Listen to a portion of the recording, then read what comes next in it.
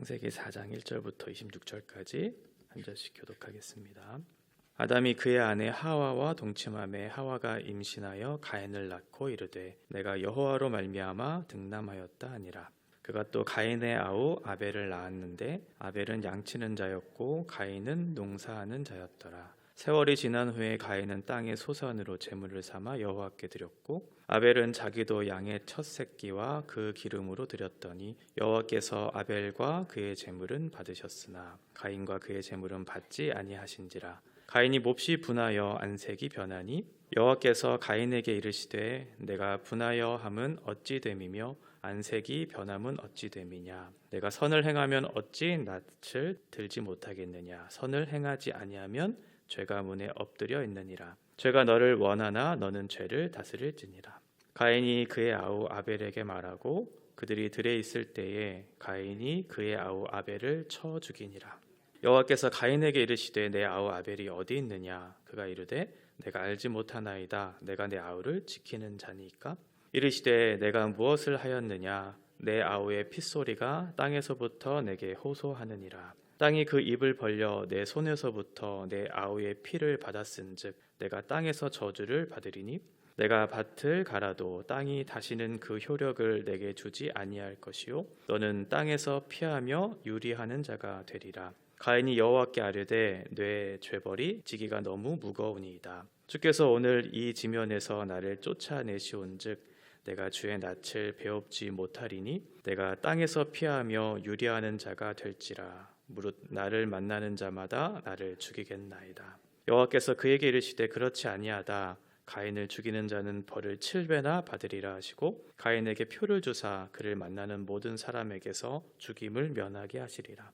가인이 여호와 앞을 떠나서 에덴 동쪽 놋 땅에 거주하더니 아내와 동침하매 그가 임신하여 에녹을 낳은지라. 가인이 성을 쌓고 그의 아들의 이름으로 성을 이름하여 에녹이라 하니라. 에녹이 이랏을 낳고 이랏은 무후야엘을 낳고 무후야엘은 무드사엘을 낳고 무드사엘은 라멕을 낳았더라. 라멕이 두 아내를 맞이하였더니 하나의 이름은 아다요 하나의 이름은 실라였더라. 아다는 야발을 낳았으니 그는 장막에 거주하며 가축을 치는 자의 조삭이 되었고 그의 아우의 이름은 유발이니 그는 수금과 퉁소를 잡는 모든 자의 조상이 되었으며 실라는 두발 가인을 낳았으니 그는 구리와 쇠로 여러 가지 기구를 만드는 자요 두발 가인의 누이는 나아마였더라. 라멕이 아내들에게 이르되 아다와 실라여 내 목소리를 들으라. 라멕의 아내들이여 내 말을 들으라. 나의 상처로 말미암아 내가 사람을 죽였고 나의 상함으로 말미암아 소년을 죽였도다.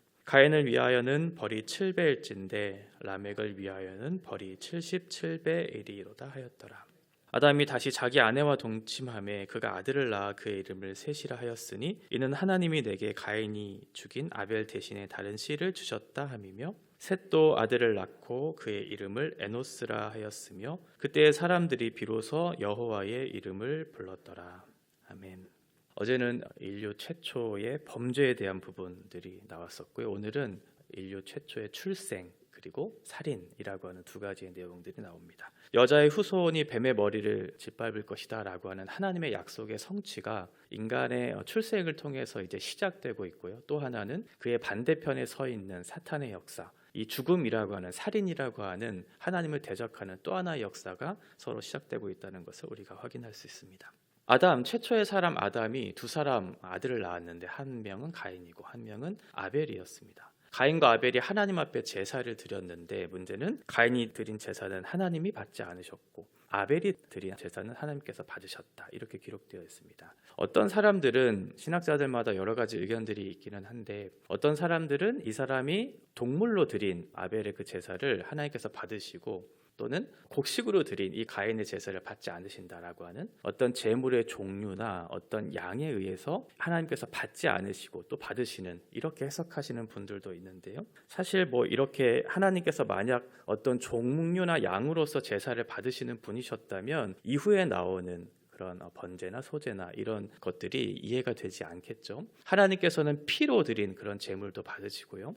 곡식으로 드린 그런 소재의 제물도 받으시기 때문에 어떤 그 제물의 종류나 양에 따라서 이것을 받으시고 받지 않으시는 그런 것은 아닌 것 같아요. 둘 다 노동의 수고가 들어가 있고 노동의 대가가 들어가 있는 것이죠. 중요한 것은 무엇이냐면 이것이 하나님으로부터 왔다라고 하는, 하나님의 소유로부터 왔다는 것, 그리고 내가 이것을 할 수 있는 그 힘과 건강, 이런 것들이 하나님의 도움으로부터 왔다라고 하는 그런 믿음의 고백, 또 감사의 고백, 신앙의 고백의 형태로 이런 것들이 드려졌다면 그것이 그러한 종류와 내용과는 상관없이 하나님께서 그 모든 것들을 받으셨겠죠. 핵심은 무엇이냐면 이 제물에 담긴 그 사람의 신앙의 고백, 감사의 고백의 형태가 있다는 거예요. 그러니까 더 중요한 것은 무엇이냐면 제물을 드린 그 사람과 관련되어 있다는 것이죠.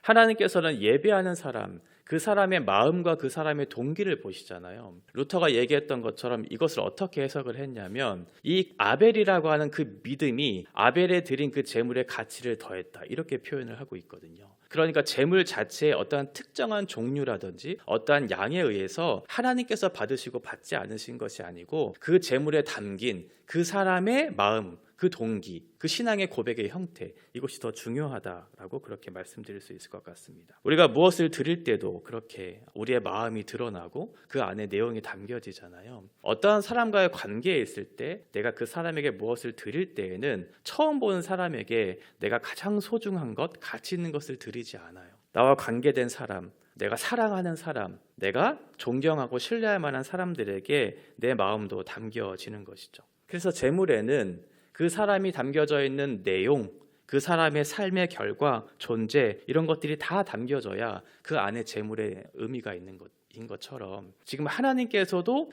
그 아벨의 제사를 받으셨던 것은 아벨이 드렸던 그 제물 안에 자신의 존재가 담겨져 있었기 때문에 그렇죠. 하나님과 아벨의 관계의 규정이 제물이라고 하는 곳에 나타났기 때문에 그래요. 단순히 제물이 보이는 하나의 물건으로 나타난 것이 아니고 그 안에 하나님과 나와의 관계가 어떠한지, 이것들이 특징적으로 그 마음이 어떠한지가 다 담겨져 있는 것이 제물로 표현되었기 때문에 그렇습니다. 그런 측면에서 본다면 우리가 하나님 앞에 드리는 예배, 또 하나님 앞에 드리는 봉사, 이런 것들도 마찬가지겠죠. 가인이 드렸던 그런 제사, 그 제물은 형식적인, 마음이 없는, 아무런 동기도 어떤 목적도 내용도 담겨져 있지 않는 그런 것이었기 때문에 하나님께서 받지 않으셨던 것처럼 우리의 예배도 마찬가지겠죠. 우리의 예배가 어떠한 마음의 동기도, 어떠한 하나님을 향한 목적도, 그 사랑과 신뢰의 결과도 담지 않은 그런 형식적인 마음, 그런 모습으로 하나님 앞에 예배 드린다면 그 예배를 받지 않으실 것처럼 우리의 삶을 담고 내 자신을 하나님께 드리는 것이 중요하겠죠. 이렇게 자신의 것이 받아들여지지 않은 그 가인의 반응이 어땠는가? 몹시 분하여 안색이 변했다. 여기에 잘 나타나죠. 가인이 어떠한 마음으로, 어떠한 동기로 하나님 앞에 제사를 드렸는가? 선한 마음으로 하나님 앞에 제사를 드렸다면 하나님께서 그렇게 책망하셨을 때 물었겠죠. 그리고 자신을 돌아봤겠죠. 왜 나의 제사를 받지 않으실까? 혹여나 내가 하나님 앞에 불순종한 그런 모습은 없었는가 자신을 돌아보고, 그리고 겸손히 하나님 앞에 물었겠죠. 하나님, 제가 이런 제사를 드릴 때 어떠한 것이 부족했습니까? 어떠한 것이 잘못되었습니까? 라고 그렇게 물었겠죠.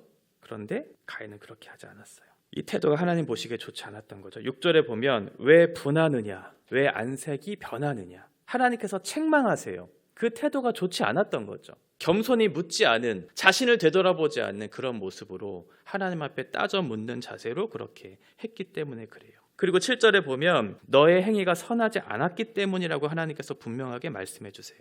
너의 행위가 옳지 않았다. 선한 행동이 아니었다. 가인이 생각했을 때 자기가 했던 것은 선하다고 생각했을 거예요.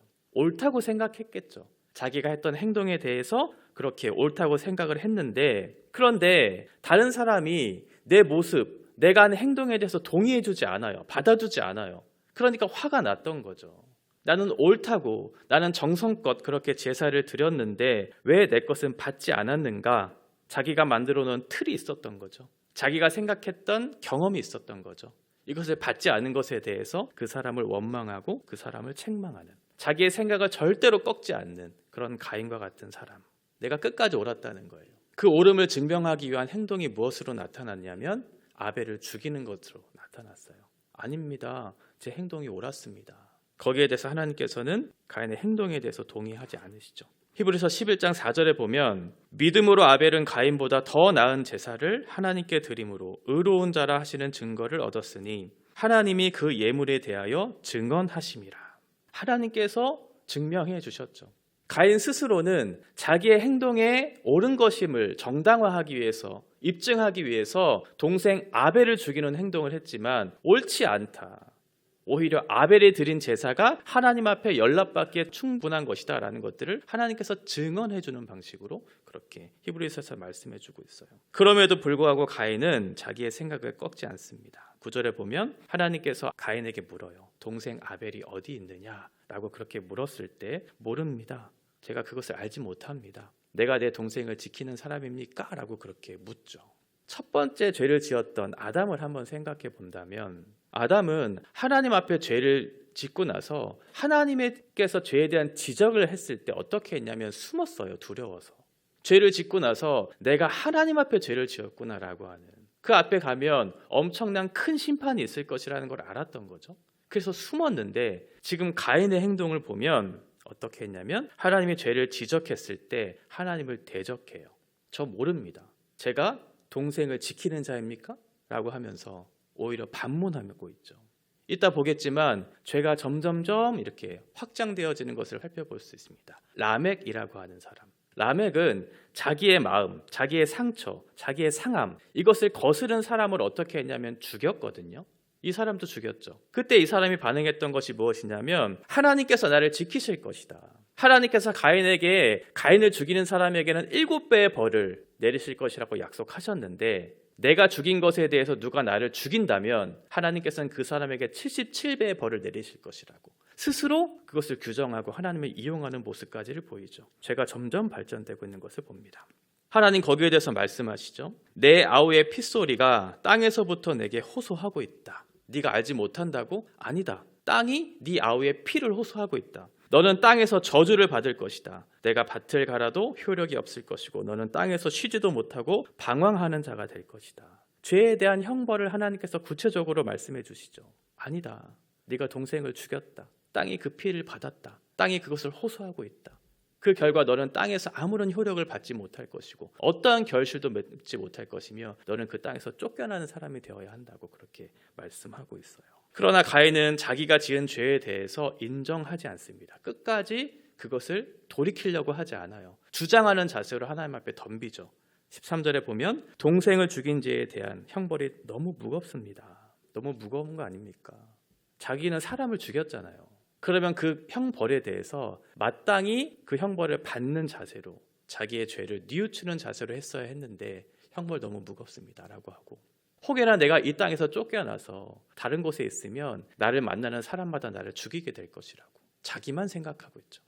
하나님께서 가인을 이렇게 내쫓으려고 하셨던 이유는 무엇일까요? 거절하신 이유는 무엇일까? 심판하시려고 하셨던 것일까? 아닐 거예요.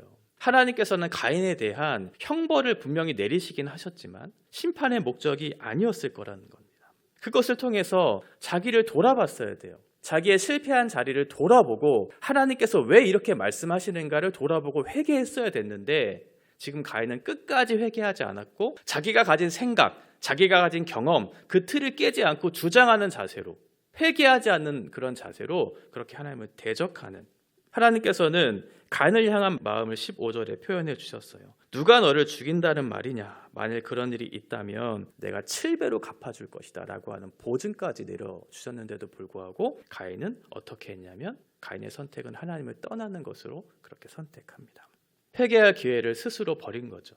그리고 하나님께서 약속해 주신 것, 약속의 보증을 믿지 못했던 거죠. 아니다. 다른 사람을 너를 죽이지 못할 것이라고 약속해 주셨음에도 불구하고 하나님을 신뢰하지 못하고 회개할 기회를 스스로 걷어차버리는. 그래서 놋, 16절에 보면 놋으로 떠나게 되죠. 놋이라고 하는 뜻은 쉼이 없는, 안식이 없는, 방황하는 이런 뜻을 가지고 있어요. 결국 하나님을 떠난 그 가인의 모습이 어떠한가? 안식이 없는, 쉼이 없는, 방황하는, 유리하는 자리로 떠나버렸어요. 그리고 그 땅에서 처음 했던 것이 무엇이냐면 아들을 낳고 에녹을 낳고 나서 성을 쌓는 것을 했죠. 그러니까 자기를 지켜줄 그 성을 쌓기 시작했던 거예요. 왜 그랬을까요? 하나님이 안 계시니까요. 하나님께서 자신을 지켜주지 않으니까 내가 가진 것, 내가 지은 것, 내가 노력한 산물을 가지고 자기를 지켜야 하니까 이 성을 쌓는 거죠. 이 두려운 마음이 성을 쌓게 했던 것이고, 그 성을 쌓는 과정 속에 그 결과가 결국은 가인이라고 하는 사람을 더 성 안으로 가둬두는 그런 결과를 맺게 됩니다. 그 전에도 다른 사람의 말을 듣지 않았던 가인이 자신의 성을 쌓으면 어떻게 될까요? 그 안에 가둬지겠죠. 다른 사람의 말을 듣지 않겠죠. 하나님의 말을 듣지 않고 회개하지 않았던 것처럼 가인은 자기의 성을 계속해서 쌓기 시작해요. 우리도 그럴 때 있잖아요. 우리가 가진 성들이 있어요.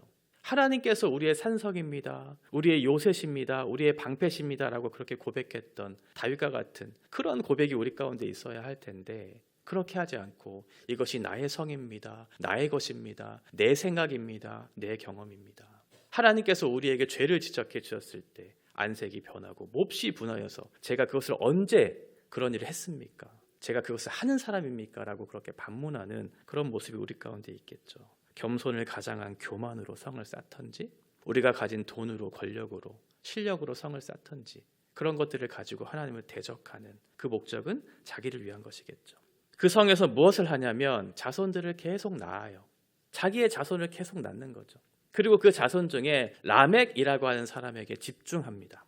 19절에 보면 라멕이 두 아내 아다와 실라를 맞이하게 돼요. 왜 두 아내라고 하는 말을 썼을까요? 하나님께서 일부일처라고 하는 한 남자와 한 여자가 만나서 한 몸을 이루게 하는 창조의 질서를 말씀해 주셨잖아요. 그러니까 창조의 질서를 깨트리는 이 특징이 이 라멕이라고 하는 사람을 통해서 시작됐다는 것을 말씀해 주고 있어요. 자신의 힘으로, 자기가 소유한 것으로 자기의 영역을 확장시키려고 하는 방식으로 자기의 성을 쌓고, 자기의 방식으로 아내를 맞이하고 자기의 자손을 낳는 그런 일들을 했다는 거예요.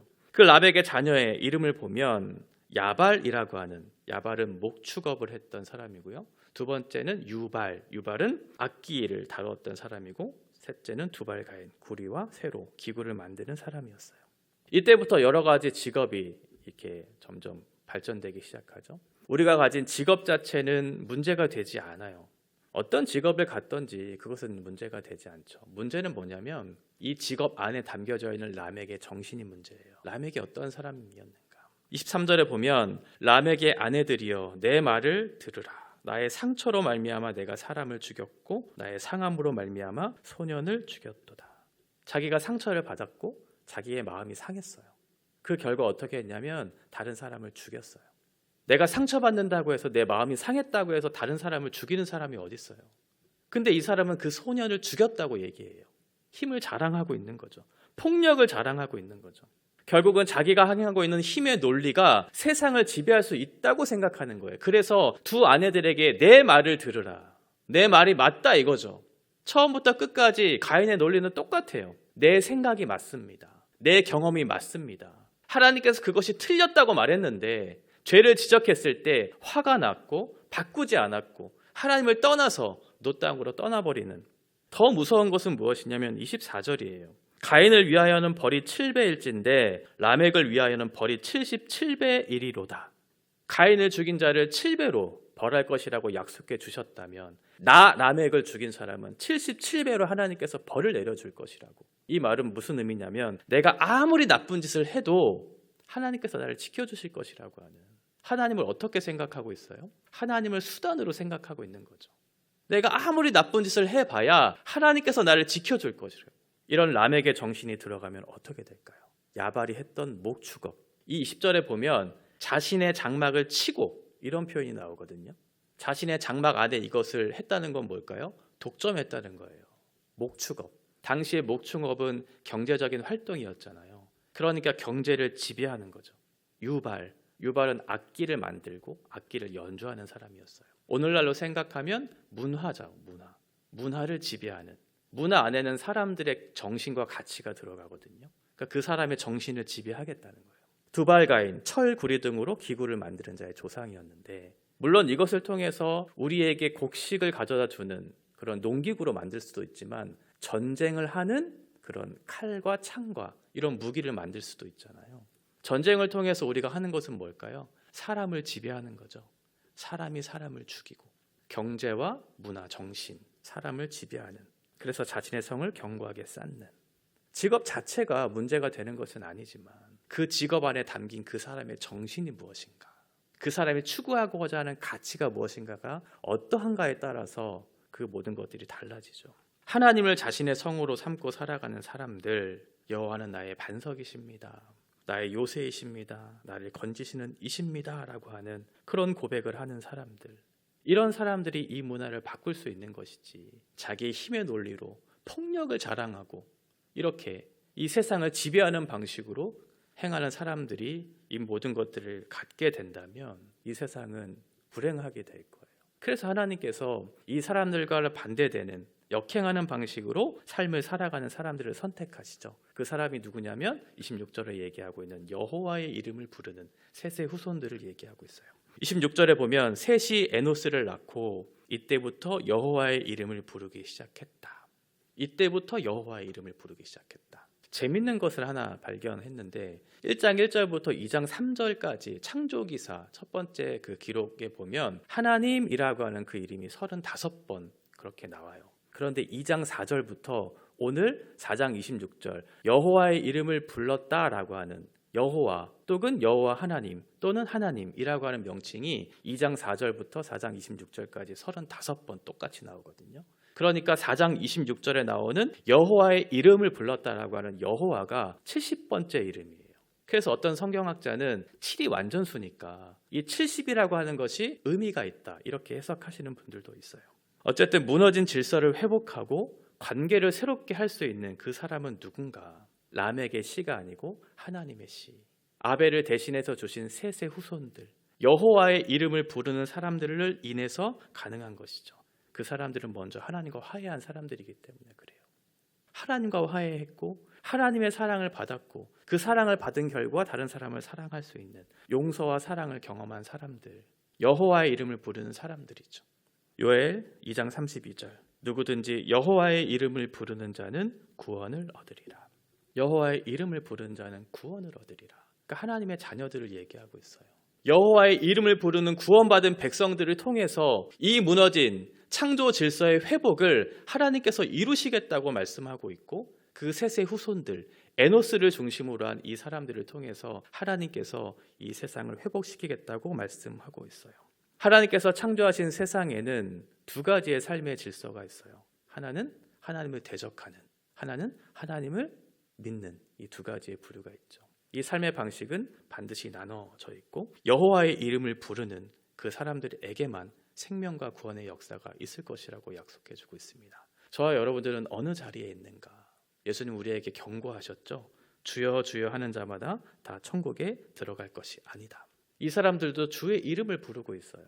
한편도 하나님의 이름을 부르고 있고 한편도 하나님의 이름을 부르고 있죠.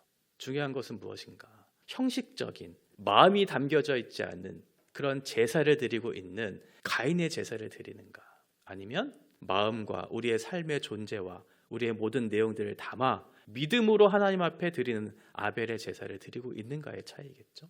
이 두 가지의 삶의 방식의 가운데 우리의 삶의 방식은 어디에 있는가?